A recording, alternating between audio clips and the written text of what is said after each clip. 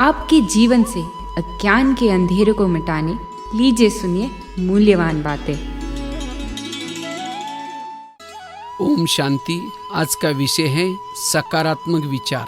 जीवन में विपरीत परिस्थिति आती हैं, विभिन्न प्रकार की समस्या आते हैं, लेकिन इन समस्याओं का सामना करने का साधन है जीवन में सकारात्मक विचार। लेकिन ये सकारात्मक विचार हमें सत्संग के द्वारा प्राप्त होते हैं। अगर हम सत्संग में जाते हैं तो हमें विभिन्न प्रकार के सोच मिलते हैं। आज अखबार खोलो, नकारात्मक विचार।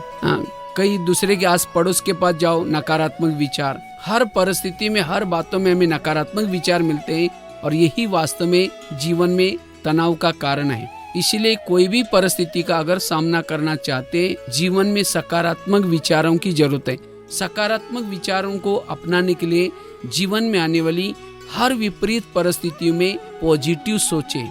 निगेटिव बातों में पॉजिटिव देखने की जिसकी कला है। अगर कोई अपमान करता है, समझो ये अपमान नहीं किया, मेरे ऊपर गुलाब का फूल डाल दिया। अगर कोई मेरी निंदा ग्लानि करता है तो समझो कि मेरा कीर्तन भजन गाया। इस तरह से विपरीत परिस्थिति में अगर हम पॉजिटिव सोचते हैं तो ये समस्या टल सकती है। एक इस पर बहुत सुंदर घटना मुझे याद आई।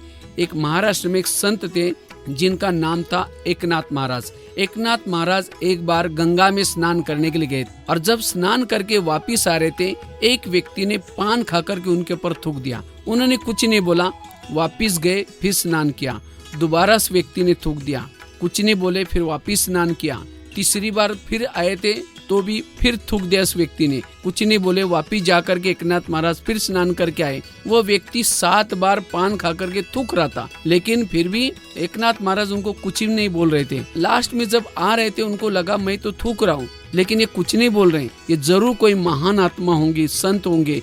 और जा करके उस व्यक्ति ने उनके चरण छुए और कहा कि महाराज जी मेरे से भूल हो गई। उस समय एकनाथ महाराज बोलते हैं, आपका तो बहुत बहुत धन्यवाद। मैं तो रोज एक बार स्नान करके दिन में एक ही पुण्य जमा करता था, लेकिन आज आपके थूकने के कारण एक दिन में मेरे 8 पुण्य जमा हो गए, इसलिए आपका धन्यवाद। ये है महान आत्माओं की निशानी। आज हमारे पर कोई थूकेगा तो झगड़ा करेंगे, उसको चप्पल से मारेंगे या उसको खींच करके सर के सामने लेके जाएंगे, कहेंगे सर देखो मेरे पर थूक दिया। तो आज हमारे जो पूर्वज थे उन्होंने जीवन में सहन किया, इसीलिए वो संत बने। इसीलिए कहने का मतलब हमें जीवन में सहनशील बनना है। महात्मा गांधी ने भी कहा था, कोई एक गाल पर थप्पड़ मारता है, दूसरा गाल आगे करो। लेकिन आज हम क्या करते, दूसरे ने एक मारा, हम 2 मारते, कहते हम भी कोई कम नहीं है। इसीलिए वास्तव में सहन करने की शक्ति, जिसको कहते हैं हारमनी मतलब दोनों में से कोई एक हार जाएगा तब आपस में हारमनी सद्भावना आ सकती है। और जहाँ आपसी सद्भावना है वहीं शांति है, वहीं भाईचारा है। तो जीवन में हमें क्या करना है, सहनशील बनना है। अगर हम सहन करेंगे तो हम जीवन में शांति का अनुभव कर सकेंगे, हमारे आपस में भाईचारा सहयोग की भावना आएगी। इसलिए हमें जीवन में सहनशील बनना